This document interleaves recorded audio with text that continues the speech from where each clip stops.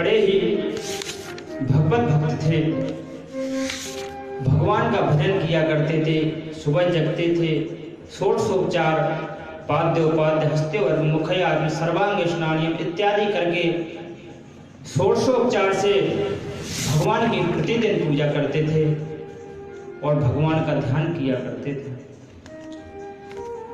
और वह सूर्य के उपासक थे, बड़े ही भगवत भक्त थे।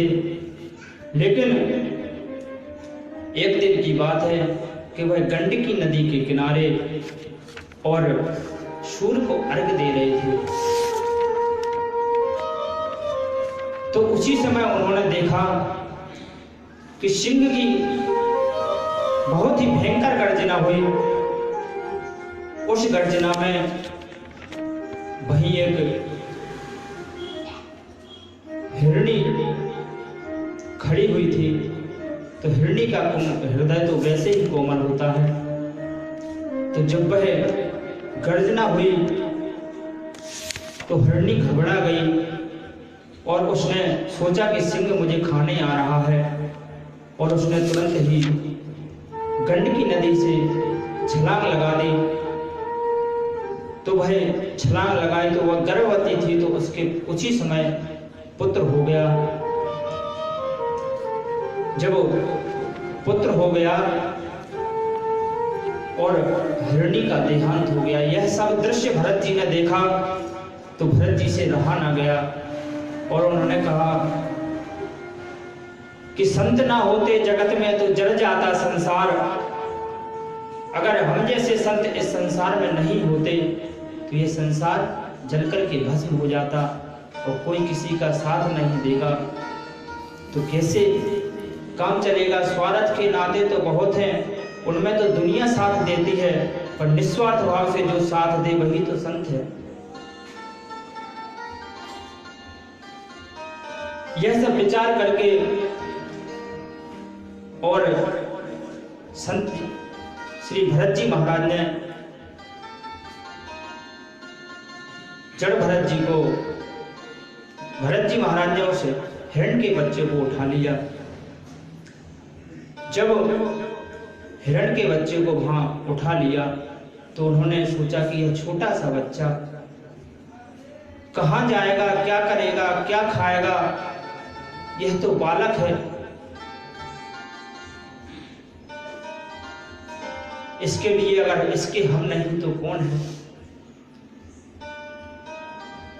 यह सोच करके और भरत जी महाराज ने उस बच्चे को उठा ले गए और अपनी कुटिया पर रख लिया। अभी तक भरत जी महाराज माला जपा करते थे, भजन किया करते थे, लेकिन जब से वह हिरण का बच्चा भरत जी महाराज में के पास आ गया तो वह बच्चे में आसक्त होने लगे और धीरे धीरे धीरे धीरे इतने आसक्त हो गए कि उसके बिना रह ना पाए। तो कहते हैं कि इतनी आसक्ति भी व्यक्ति के लिए ठीक नहीं। व्यक्ति को मोह आदि में फंसना चाहिए, प्रेम करना चाहिए, लेकिन अगर व्यक्ति समर्थ नहीं है तो उसको समर्थवान बना करके और उसको छोड़ देना चाहिए। जैसे गृहस्थों के लिए कहा बताएं तो गृहस्थों को चाहिए कि बच्चा बड़ा हो, करने धरने लगे तो उसके ऊपर भार सौंप देना चाहिए, ना कि उसमें अहंता ममता की भावना रखनी चाहिए कि यह मेरा है, मेरे हिसाब से चलेगा।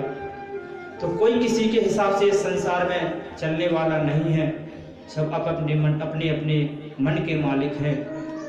और अगर आप किसी को हिसाब से चलवाने की सोचो तो आप अपना ही समय बर्बाद कर रहे हैं।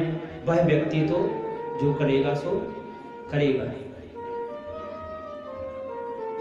तो हिरण्य का बच्चा खेलता तो भरत जी इतने आसक्त हो गए उसमें कि वो जहां जाता वहां भरत जी महाराज दौड़े दौड़े चले जाते और उसके बिना रह ना पाते।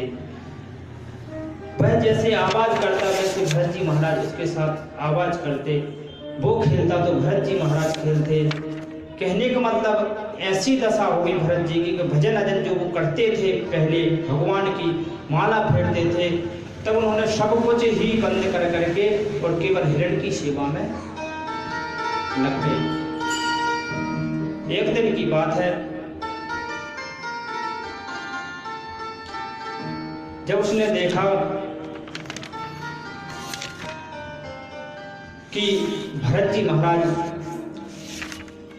ने हमारी काफी सेवा की, लेकिन उनको और मृग मिल गए, तो वह हिरण का बच्चा, भाई जब जिस व्यक्ति का संबंध पंडित चाहे किसी के पास बैठा हो, लेकिन जब उसको दूसरा पंडित मिल जाता है तो उसका ऑटोमेटिक मन प्रसन्न हो जाता है, वो उसके पास तत्काल चला जाता है। जिसकी जो लाइन है उसके लाइन के व्यक्ति अगर मिल जाए तो उसकी आपस में अधिक पटती है। उसी प्रकार जब मृग को अन्य मृग मिल गए तो वह उसने भरत जी का संग छोड़ दिया और वह अपने मृगों में जाकर के चला गया।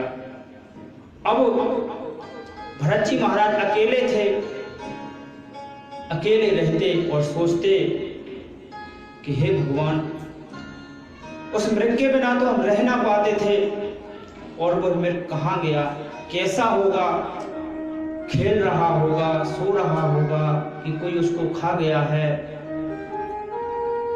भरत जी का मन इतना बेचैन हो गया कि जैसा पहले पति प्रता नारी का होता था कि पति के चले जाने पर वह सती हो जाती थी, उसी प्रकार भरत जी का मन इतना विह्वल, मृग में इतना फंस गया, इतना विह्वल हो गया कि वो उन्होंने अपना शरीर छोड़ दिया और वह मृग का ध्यान कर रहे थे। तो शास्त्रों में बताते हैं अंते यामति सा गति, अंतिम समय में व्यक्ति भगवान का स्मरण करेगा। इसलिए तो कहते हैं कि हमेशा नाम जप करते रहना चाहिए। पता नहीं ठाकुर जी का बुलावा कब आ जाए और कब हमको जाना पड़े, तो कम से कम भगवान का नाम लेंगे तो भगवान के धाम को जाएंगे। तो मृग तो चला गया और भरत जी महाराज के प्राणांत हो गए, लेकिन मृग के स्मरण करने से और भरत जी को अंते यामति सागति, अनेक इसके जन्म के बाद उनका दूसरा जन्म हुआ तो वह मृग योनि बन गया। लेकिन उनकी भजन का प्रताप तो था ही, भजन अपना बल जरूर दिखाता है। तो भजन के बल से और उनका भजन का पूर्व जन्म का उनको सब कुछ याद ही रहा, कुछ भी वह भूले नहीं।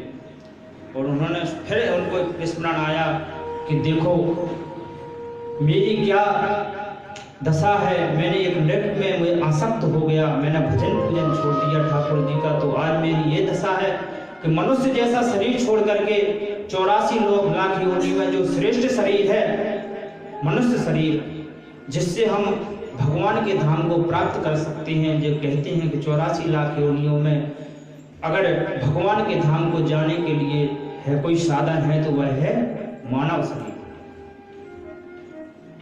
तो मानव शरीर ऐसा साधन है, तो इसको हम छोड़ करके वो मृग बन गए, हमारी कैसी बुरी दशा हो गई। अब मृग योनि में जब भरत जी महाराज ने यह सब विचार आने लगे, जब यह सब विचार आए तो उन्होंने कहा कि ये मुझसे बहुत बड़ी गलती हो गई और मुझे कुछ ना कुछ ऐसा करना चाहिए कि जिससे मुझे पुनः व्यक्ति मतलब मनुष्य का शरीर मिले और पुनः मेरा उद्धार हो सके। तो बोले हमको जैसे हमको मृग ने छोड़ दिया था और मृग योनि में मिल गया था, वैसे ही हमें भी इनसे अलग होना चाहिए। और सारे मृग खेलते रहते, लेकिन भरत जी महाराज मृग से अलग आ जाते और इधर घूमते रहते, एकांत में चिंतन करते रहते, स्मरण करते रहते। इस स्मरण के पश्चात एक दिन ऐसा हुआ, गंडकी नदी के किनारे भरत जी महाराज चले गए और गंडकी नदी में डूब करके उन्होंने अपने मृग शरीर को छोड़ दिया। आगे उनका जन्म एक ब्राह्मण परिवार में हो गया। और वहां भी उनको वही पंडित जी महाराज भरत जी को अपने गोरख धंधे में लगाना चाहते थे कि पंडिताई करें और कमाए खाएं, इनको ज्यादा भजन पूजा करते हैं, इनको भजन पूजा से थोड़ा दूर करना चाहते थे। लेकिन भरत जी महाराज को पहले के जन्मों का स्मरण था, तो भरत जी महाराज ने ऐसा नहीं किया। पंडित जी महाराज गायत्री मंत्र सिखाते तो वह जान करके ही गायत्री मंत्र वो जानते थे, लेकिन जान करके ही नहीं बोलते थे कि हमारे इनको गायत्री मंत्र सिखा दो, सुना देंगे तो कल ही हमको रुद्री सिखाएंगे, और जब रुद्री सुना देंगे तो हमसे अभिषेक करवाएंगे, अभिषेक सुना देंगे तो कर्मकांड करवाएंगे, कर्मकांड सुना देंगे तो कथा करवाएंगे, फिर हम उसी झंझट में पड़े रहेंगे और हमारा उद्धार नहीं हो पाएगा। यह सब विचार करके भरत जी महाराज ने उनको कर्मकांड ही नहीं सुनाया और ऐसे ही मस्त राम मस्ती में आग लगे बस्ती में मस्त होकर के वह घूमा करते थे। जब इस प्रकार वह घूमा करते थे, दुनिया समझती थी ये पागल है, लेकिन वह अपने भगवान का भजन करते, भगवान के भजन में मस्त रहते। फिर उनके पिताजी चले गए और उनके भाई और भाभी वहां रहते, लेकिन भरत जी महाराज मस्त रहते, कोई काम नहीं करते। तो भाभी ने कहा कि ये कैसे पड़े रहते हैं, दिन भर खाते हैं और सोते हैं और पता नहीं किसी से ना बोलते ज्यादा ना कुछ करते, कैसे विचित्र हैं ये। इनको कम से कम तुम खेत पे जाते हो, खेती करवाते हो, तो इनको कम से कम खेत पे ही ले जाया करो, कुछ तो काम आएंगे, खेत का ही काम करें। इस प्रकार उनकी भाभी ने उनको प्रेरणा दी। तो उनके भाई साहब जी ने और उनको खेत पर ले गए और बोले कि यहाँ आप लोग सेवा करना, तुम यहाँ सेवा करना और काम करना। यहाँ तो भरत जी महाराज फिर भी अनजान बने और उन्होंने पूछा भैया कैसे काम करना है, तो उन्होंने थोड़ा सा खोद के बता दिया। तो उन्होंने कहा ठीक है। तो उन्होंने खोद, भरत जी महाराज मस्त होकर के भगवान के, उनके दिमाग केवल भगवान में लगा रहता था, इधर नहीं रहता था संसार में। तो वह भगवान के ऐसा काम करते कि उल्टा पुल्टा हो जाए कि दोबारा कोई ना करवाए। तो जब उनके भैया घर आ गए तो भरत जी महाराज ने खुदाई का काम बताया। तो जहां इतना खोदना था वहां उन्होंने बहुत सारा खोद दिया। जब दोबारा उनके भाई गए तो उन्होंने कहा ये क्या क्या क्या कर दिया, तुम यह भी नहीं कर सकते, तुम्हारे बस की बात नहीं है, तुम ऐसा करो कि तुम यहाँ से चिड़िया ही उड़ाते रहना, जो पंछी बैठते हैं खेती खा जाते हैं, इनको तुम उड़ाते रहना। भरत जी महाराज बोले ठीक है उड़ाते रहेंगे। लेकिन जब भैया घर आ गए तो भरत जी महाराज ने, चिड़िया आती तो किसी को नहीं उड़ाते, वो अपने मस्त में बोले ये भी तो सब भगवान का है, भगवान के दिए हुए हैं, अगर ये नहीं खाएंगे तो कैसे इनका जीवन कैसे चलेगा। संत वही होता है जो सर्वे भवन्तु सुखिनः सर्वे सन्तु निरामया, सभी के कल्याण की भावनाएं रखे, केवल अपना स्वार्थ, वसुदेव कुटुंबकम। संत का परिवार पूरा संसार ही है, जो भगवान का परिवार वो उनका परिवार, वह चक्कर में किसी व्यक्ति विशेष के चक्कर में नहीं होते। तो भरत जी महाराज सबको, चिड़ियों को, और कहते कि राम जी की चिड़िया राम जी का खेत, खाओ मेरी चिड़िया भर भर पेट। ताली बजाते हुए आनंद के साथ खाओ मेरी चिड़िया भर भर पेट, राम जी की चिड़िया राम जी का खेत, खाओ मेरी चिड़िया भर भर पेट। राम जी की चिड़िया राम जी को खेत, खाओ मेरी चिड़िया भर भर पेट।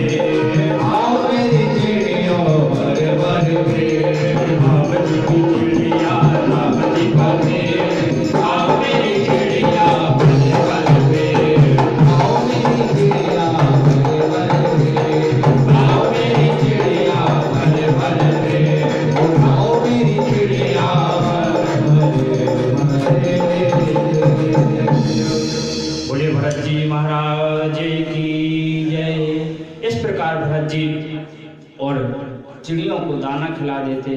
फिर उनके भाई आते और फिर उनको फटकारते कि यह हमने तुम्हें इसके लिए लगाया था यहाँ, हमने तो तुमको लगाया था कि तुम खेती को देखो, चिड़ियों को देखो, और ये अन्न दाना खाती है, इनको ना खाने दो, और तुमने तो सारा का सारा खेत ही साफ करवा दिया।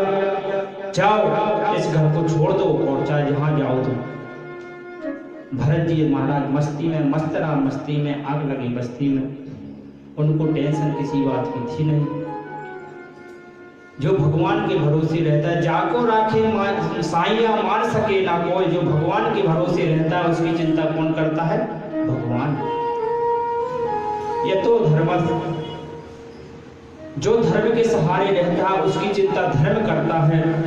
जो भगवान के सहारे, जो जाकी शरण है ताको ताकी लाज,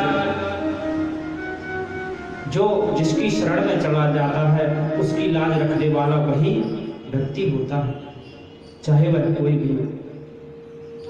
हम एक ड्राइवर के भरोसे और गाड़ी में कैसे बैठे रहते हैं कि वहां हम गाड़ी चलाते हैं, लेकिन नहीं, उस ड्राइवर पे सबको भरोसा है कि यह हमको अच्छी जगह ही पहुंचाएगा, जहां हमको जाना है वहीं पहुंचाएगा। तो इसके भरोसे से और हम वहां पहुंच भी जाते हैं। तो भरत जी महाराज भगवान के भरोसे रहते थे, भगवान उनकी रक्षा करते थे। और भरत जी महाराज इस प्रकार से अपने मस्ती में मस्त होकर के घर से चले गए और विचरण करने लगे। उसी समय एक जगह बलि की जरूरत थी, कोई मिल नहीं रहा था, हट्टा कट्टा व्यक्ति चाहिए था, अच्छा आदमी। तो लुटेरों ने देखा कि उनके राजा ने आदेश दिया कि कोई बलि ढूंढ करके लाओ। तो उन्होंने देखा कि यह व्यक्ति देखो कैसा हट्टा कट्टा है और यह व्यक्ति बलि के लिए बहुत योग्य है, और इसको राजा के पास ले चलते हैं और इसी की बलि चला देते हैं। क्यों अपना कोई व्यक्ति मारा जाएगा, इस भावना से। और वहां जड़ भरत जी महाराज को और ले गए। जड़ भरत जी महाराज तो भूखे वैसे ही थे, घूम रहे थे, लेकिन जब उनको बलि के लिए ले गए तो उनको बढ़िया स्नान कराया गया। तो उन्होंने कहा कि देखो, पहले तो उनको स्नान भी करना पड़ता था, तो अब भगवान के भरोसे तो इतना आनंद हो गया कि स्नान भी नहीं करना पड़ता। 4 लोग स्नान कराने के लिए लगे। और भरत जी महाराज अपने मस्ती में आनंद मग्न भगवान का भजन करते रहते। उनको बढ़िया स्नान कराया गया, उनको बढ़िया जब बलि देते हैं किसी चीज की तो उसका पूजन करते हैं, उसको वस्त्र ओढ़ाते हैं, उसको पूर्ण पूजन के बाद में और बलि दी जाती है। तो उसी विधि के अनुसार भरत जी महाराज को स्नान कराया, वस्त्र पहनाए और तिलक संदन सिंदूर आदि सब उनको अलंकृत किया। इसके पश्चात जब उनको अच्छी तरीका से अलंकृत कर दिया और बलि के लिए सामने माता भद्रकाली के सामने प्रस्तुत किया। एक बात बताएं, शास्त्रों में अहिंसा परमो धर्म, शास्त्रों में उपदेश दिया गया है कि अहिंसा नहीं होनी चाहिए। और अहिंसा परम, जो अहिंसा करता है वो गलत करता है, हिंसा करता है जो गलत करता है। अहिंसा होनी चाहिए, अहिंसा परम धर्म है, ऐसा शास्त्रों में उपदेश दिया गया है। और जहाँ हिंसा होती है वहाँ भगवान निवास नहीं करते। दूतम पानम स्त्रीम सोना इतना अधर्मश्च चतुर्भुजा, जहाँ हिंसा होती है वहाँ कलयुग निवास करता है। तो भद्रकाली ने देखा कि ये ब्राह्मण और यहाँ ये लोग मिलकर के और इसकी बलि देना चाहते हैं। तो मन ही में और बोले, ब्राह्मण की बलि तो वैसे भी नहीं दी जाती, दी तो किसी की नहीं जाती, और ब्राह्मण की तो किसी प्रकार भी नहीं दी जाती, और ये लोग कैसे शास्त्र विरुद्ध कार्य कर रहे हैं।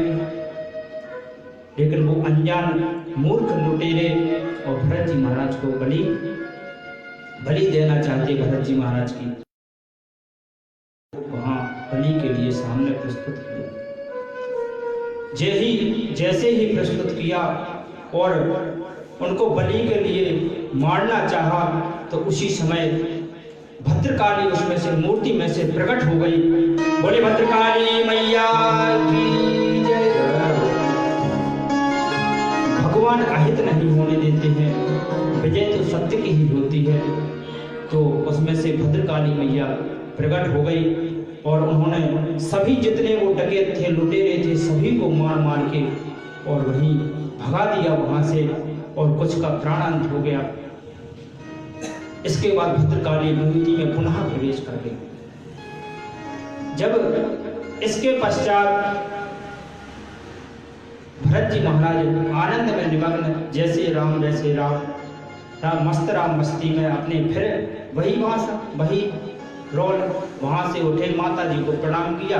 बोले हमको मन ही मन सोचे कि हमको भोजन पानी और वस्त्र आदि चाहिए थे, घर से आ गए थे तो देखो भगवान ने कैसी व्यवस्था कर दी। हमारे तुम्हारे से सोचने से कुछ नहीं होता, होता वही है जो खुदा मंजूर होता है। हम सोचें कि यह व्यक्ति को हम गलत कर दें, तो वह अगर प्रभु के हम मन में नहीं है तो हम कुछ नहीं कर सकते। तो होता वही है जो खुदा मंजूर होता है। उन लोगों ने भरत जी महाराज को बलि देना चाहा, लेकिन भरत जी महाराज की बलि नहीं हुई और भरत जी महाराज वहां से प्रणाम करके भद्रकाली मैया को और भगवान का अनुग्रह मान करके, भगवान की कृपा मान करके और वहां से फिर चल पड़े भगवान का भजन करते हुए। जब भगवान का भजन करते हुए भरत जी महाराज आए तो वहां फिर राजा रघुगण की पालकी जा रही थी। तो वहां कहार पालकी में लगे हुए होते हैं। कहारों ने सोचा कि क्यों ना हम लोग थक गए हैं और क्यों ना इस व्यक्ति को यहाँ एक कहार की जगह पर लगा दिया जाए। जब इस प्रकार से उन लोग कहारों ने सोचा तो एक कहार उसमें से पकड़ बोले महाराज और यहाँ तुम लग जाओ। वो कहार पहले थक चुका था तो उसको वहाँ भरत जी महाराज को वहाँ लगा दिया। ये तो मस्त राम अपने इनको कहार लग जाओ तो ये लग गए और पालकी को लेके जाने लगे। लेकिन इनका यह उद्देश्य था, पहले ही हम कह चुके हैं कि अहिंसा परमो धर्मा शास्त्रों का उद्देश्य है और संत और ब्राह्मण इसको विशेषतः मानते हैं। मानना तो सभी को चाहिए कि अहिंसा परमो धर्म। तो भरत जी महाराज जब चलते, अनजान में अगर पाप हो जाए तो उसका प्रायश्चित करने से पाप दूर हो जाता है, लेकिन जान करके जो पाप करो तो उसका दंड भी भगवान जरूर देता है। तो भरत जी महाराज यहाँ जान करके पाप नहीं करना चाहते थे। उनको चींटियां दिखती तो वह थोड़ा पैर लंबा चढ़ा देते, तो लंबा पैर लगा देते तो पालकी ऊपर थोड़ी ऊपर उठती तो राजा बैठा था उसमें तो राजा का सिर जाके पालकी से धड़ाम लगता। जब राजा का सिर वहां लगता तो राजा परेशान हो चुका, एक बार दो बार तीन बार बोले कौन है ये व्यक्ति जिसको तुमने लगा रखा है,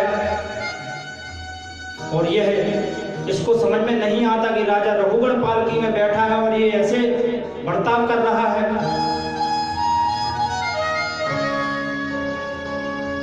और राजा वहां गुस्सा हुआ और बोला ये मोटा सा इतना मोटा हो रहा है, इसका शरीर इतना मोटा है लेकिन इससे चला नहीं जाता, और इसको कहो कि सही से चले। तो और जो तीन कहार बोले महाराज में हम लोगों की कोई गलती नहीं है, जो ये नया कहार लगाया है हमने, ये व्यक्ति बार बार उछल जाता है जिससे आपकी सर पालकी में लग जाता है और यह इनको चोट लग जाती है आपको। हम क्या करें महाराज, इसको देखो। तो भरत जी महाराज ने फिर एक बार फिर धड़ाम से लग गया उनका सिर, तो फिर उन्होंने फटकारा, बोले इतना मोटा शरीर लिए घूम रहा है और तुझसे पालकी नहीं सकती है, क्या करेगा तो जीवन में कुछ भी करने लायक नहीं है। भरत जी ने मन में सोचा कि हमको करना भी क्या है, करने के लिए तो हमने 3-3 जन्म निकाल दिए। और भरत जी महाराज मस्त जैसे कि तैसे राजा रघुगण बहुत ज्यादा बोलता रहा, बोलते बोलते यहाँ तक आ गया कि कहते हैं करोमि चिकित्सा दंड पाणी जनताया था व्यक्ति स्वाम भजिष्यामि कि तुम्हारी हमको चिकित्सा करनी पड़ेगी क्या, तुमको हमको मारना पड़ेगा क्या, तुमको हमको डांटना पड़ेगा क्या। इस प्रकार जब अपशब्द बोलने लगा तब ब्राह्मण ने सोचा कि अगर हमने इसको ज्ञान न दिया तो कोई मतलब नहीं हमारा, अगर हमने इसका भार उठाया है तो हम इसको ज्ञान जरूर देंगे। जो ब्राह्मण के भरोसे हो जाता है उसका ब्राह्मण हित ही चाहते हैं। तो आखिर पालकी को उठा तो रखा ही था भरत जी ने, तो भरोसे एक उन्हीं के चल रहा था। तो उन्होंने कहा हे राजन, तुमने कहा कि यह शरीर मोटा है पतला है। बोले राजन ये तुमने शरीर के लिए बहुत अच्छा कहा, लेकिन मेरे लिए अच्छा नहीं कहा। मैं आत्मा हूं, मैं शरीर नहीं हूं। शरीर अलग होता है, आत्मा अलग होता है, आत्मा अलग होती है, शरीर अलग होता है। और दुख सुख शरीर को सताते हैं, आत्मा को नहीं। राजन तुमने गोरे काले की बात की तो यह सब शरीर के गुण हैं। कभी गोरा दिखने लगता है, कभी गर्मी आ जाए तो काला दिखने लगता है और ठंडा आ जाए तो गोरा दिखने लगता है। ये शरीर के गुण हैं, ये आत्मा सकाली कोई नहीं होती। नैनम छिन्नन्ति शस्त्राणि नैनम दहति पावकः ना चैनम क्लेदन्त्यागो ना शोषयति मारुतः। गीता में कहा है भगवान के नैनम छिन्नन्ति शस्त्राणि, आत्मा को कोई मार नहीं सकता। नैनम दहति पावकः, आत्मा को कोई जला नहीं सकता। नैनम छिन्नन्ति शस्त्राणि नैनम दहति पावकः ना चैनम क्लेदन्त्यागो ना शोषयति मारुतः। ना आत्मा को जल भिगो सकता है और ना जल आत्मा को हवा सुखा सकती है। आत्मा इन सबसे परे है। जब इस प्रकार का ज्ञान भरत जी ने राजा रघुगण को दिया तो राजा रघुगण आश्चर्य में पड़ गया। अब तो साधारण व्यक्ति तो ये हो नहीं सकता जब इसको इतना ज्ञान है तो। और साधारण होता तो ये इतना ज्ञान ही ना होता। और तुरंत नीचे की तरफ देखा तो यज्ञोपवीत जनेऊ उसके कंधे पर दिखाई दिया। जब कंधे पर दिखाई दिया जनेऊ तो राजा रघुगण तुरंत पालकी से उतर करके और ब्राह्मण को देख करके प्रणाम किया। बोले महाराज तुम कौन हो और कहाँ से आए हो, और हमसे तो बड़ी गलती हो गई। आपके कंधे पे हमको जनेऊ दिखाई देता है, आप कोई ब्राह्मण और श्लोक संस्कारी भगवान के भक्त हो। जब इस प्रकार से राजा रघुगण ने कहा तो राजा जड़ भरत जी ने अपना परिचय दिया और उनसे कहा कि राजन इस प्रकार अहंकार नहीं करना चाहिए। लेकिन राजा ने कहा कि जैसे तुमने कहा कि ये आत्मा शरीर से अलग है, तो ये हमको समझ में नहीं आया कि शरीर से अलग आत्मा कैसे हो सकती है। शरीर के अंदर है तो शरीर को कष्ट होगा तो आत्मा को कष्ट होगा, और आत्मा को कष्ट होगा तो शरीर को कष्ट होगा। यह बात तो हमारी समझ में नहीं आई। इस बात का क्या अभिप्राय है, हम सुनना चाहते हैं।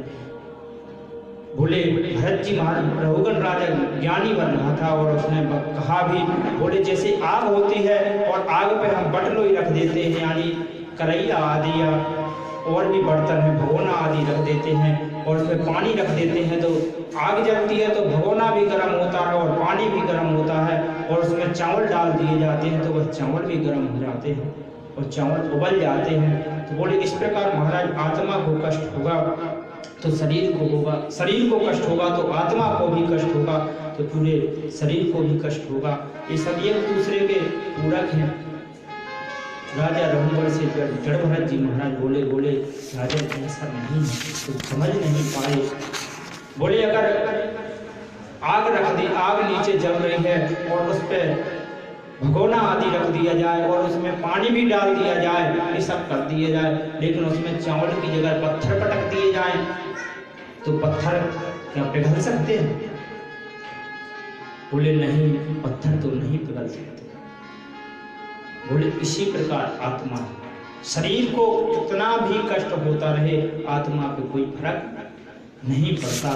तो इस प्रकार से ज्ञान दिया तो राजा रघुगण को उपदेश समझ में आ गया। तो आगे चल के राजा रघुगण ने अनेक प्रश्न किए और उनका उत्तर देते गए भरत जी महाराज।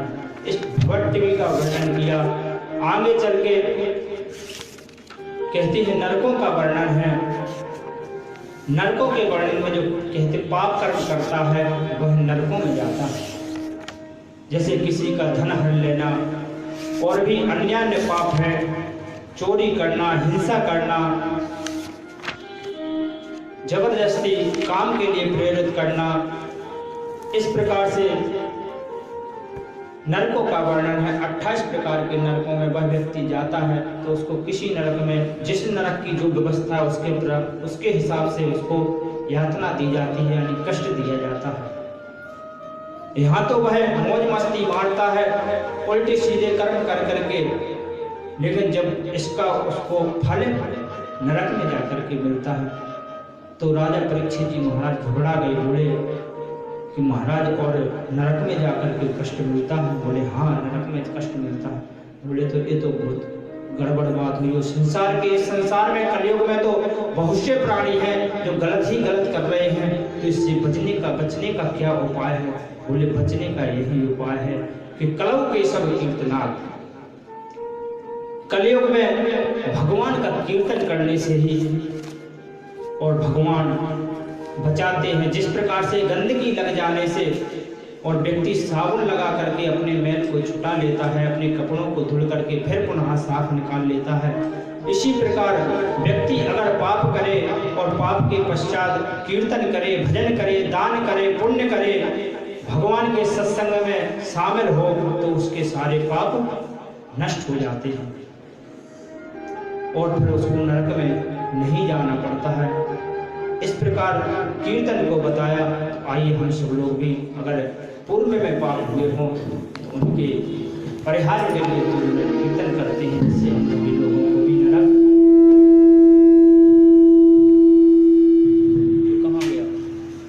नरक ना जाना पड़े। आइए 2 मिनट हरि नाम संकीर्तन करते हैं। श्रीमन नारायण नारायण नारायण, श्रीमन नारायण नारायण नारायण, श्रीमन नारायण नारायण नारायण, श्रीमन नारायण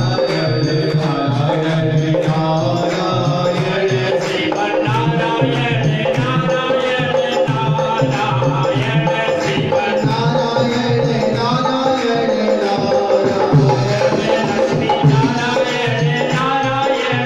नारायण, श्रीमन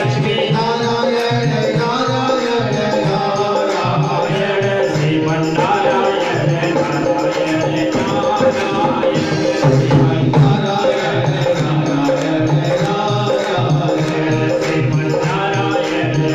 नारायण नारायण, श्रीमन नारायण नारायण